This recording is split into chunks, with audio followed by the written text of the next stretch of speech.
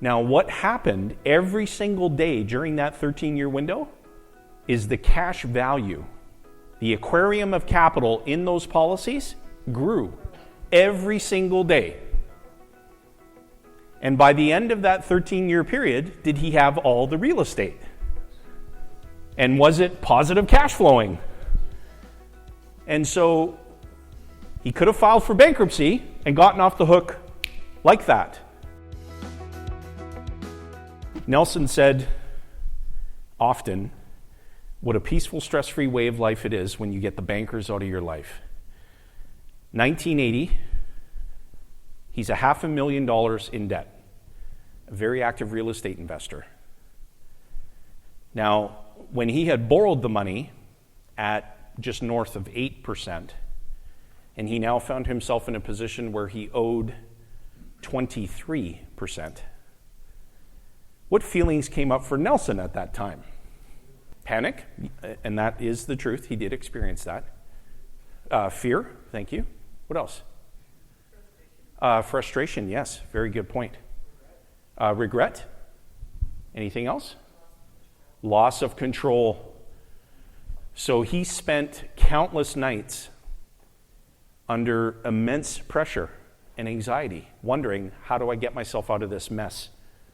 Because at that time, and still to this day, there are no shortage of gurus out there talking about leverage.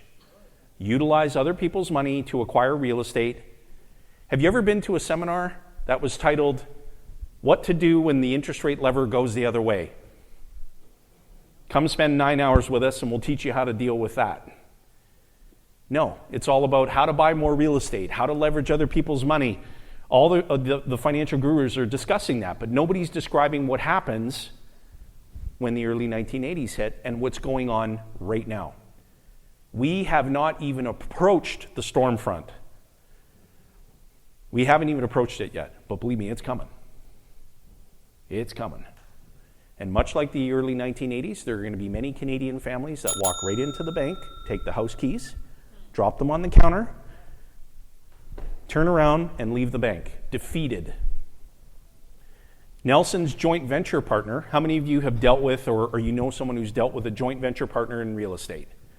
This joint venture partner was a very prominent attorney in the city where Nelson lived and worked. And this attorney had the option to file for bankruptcy. The attorney exercised that option and filed an assignment in bankruptcy. Nelson also had the very same option. He could have exercised that as well. He didn't realize that he had the solution to the problem right in front of him. He had already created a number of dividend-paying participating whole life insurance contracts in his own family banking system. He didn't think differently about the problem. So what was the problem that he was experiencing? He's $500,000 in debt, 23+% interest. He wasn't expecting to pay that. He didn't have the capital. The problem is, I want you to write this down. The problem is never the problem.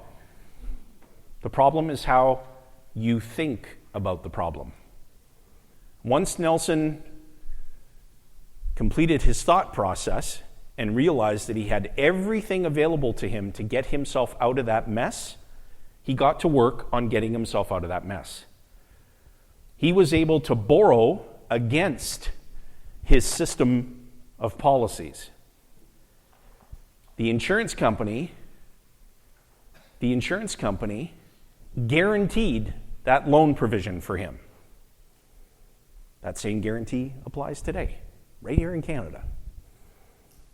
When he called the insurance company and said, I want to begin accessing policy loans, how do I repay them? The insurance company said, any way you'd like. There's no repayment schedule, Mr. Nash. We place a lien on the death benefit of the insurance contract for the amount of the loan balance. You get to repay the loan on your terms. How did that make Nelson feel in that moment? Relieved. It took him 13 years to get rid of what he referred to as the snakes and dragons. He could have filed for bankruptcy at any moment during that 13-year window.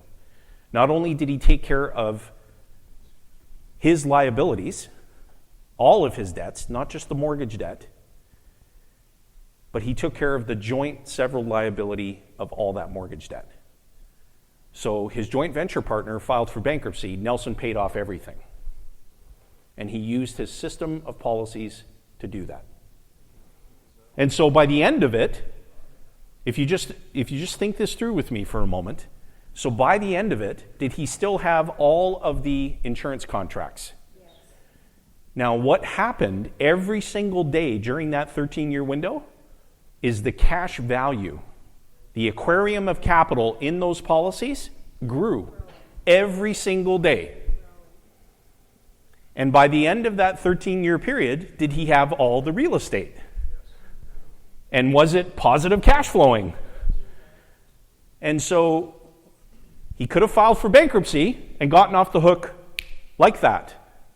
Would he have had any of the insurance contracts? Would he have had any of the real estate? But would he have been instantly gratified? Instantly. I need to get rid of this stress now. Press the bankruptcy button. Boop. Stress gone.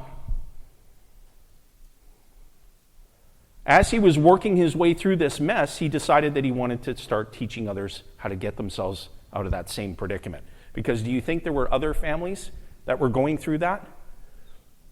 Better believe it. This book, titled Becoming Your Own Banker, this book is actually the notes for Nelson in what he was teaching people. He never imagined that it would become a book. These were his own notes that he formulated to make sure he stayed on track. A lesson I could learn from him. I'm not following any of the slides at all. But based on what I heard all of you say, I want to pour into you. I want you to feel like you're getting your objectives accomplished. Nelson said, this 92-page book was not written for me. It wasn't written for any of my teammates. It wasn't written for anyone else in the financial sector. This book was written for you. Isn't that good? And what a joy it was to know him. I was blessed beyond the definition of good fortune. Back in February of 2012, I attended my first annual Infinite Banking Think Tank Conference, which still occurs to this day. It's in February of each year. And Infinite Banking practitioners from across North America converge for a few days, and they share best practices in a community format, and we teach and educate each other. And the first time I met Nelson, we exchanged pleasantries. I thanked him for the book, and he said, y'all from Canada? I said, yeah. And in his southern drawl, without skipping a beat, he says, all right. I'm surprised you all could speak American. That was Nelson. And I was blessed beyond the definition of good fortune to be mentored by him for so many years. And I owe him a debt of gratitude. The only way I can repay the debt is doing what I'm doing today. By sharing it with you and giving you a glimpse into the essence of just how remarkable this concept is. If you overthink it, it'll just take you longer to get to the realization that someone, some organization, must perform the banking function in your life. Period. Nelson said often, he said, Jayson, the message does not need to be sensationalized. It is ridiculously simple. Someone, some organization controls a pool of capital. Agreed? Is that simple? It's inconsequential that there are many different currencies. There are many different banks and financial institutions that are deposit taking. There's only one pool of money in the world. There's only one. Much like there's only one body of water on planet Earth. There's no difference between the Atlantic Ocean and the Pacific or the Amazon River. How do clouds get formed? Moisture. And then what do wind currents do with clouds? And then what eventually happens? Precipitation. And what is the human body primarily comprised of? Water. And what happens if that doesn't flow? What happens if the flow stops? If all water on planet Earth stopped flowing, all life on the planet would die. What happens if blood stops circulating through your body? You die. What happens if air stops circulating? You die. What happens if capital stops circulating through the financial system? The system collapses. Is that simple? And so whatever portion of that money pool is attributed to your needs, your individual specific needs, if you take control of that as it relates to your needs, are you advantaged or disadvantaged? Regardless of what you want to do financially, here's what you're going to go through in your thought pattern. Do I become my own banker, or do I put money into real estate? Do I become my own banker, or do I put money into the stock market? Do I become my own banker, or do I invest in Bitcoin? It's an as well as. As well as. I'm going to become my own banker, as well as expand my real estate investment activity. I'm going to become my own banker, as well as select from a variety of stock that I want to invest in.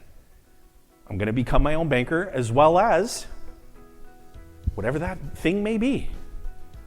As soon as you fall into the trap of thinking it's an either or, you've missed the point entirely, and you're complicating it unnecessarily. Keep it ridiculously simple.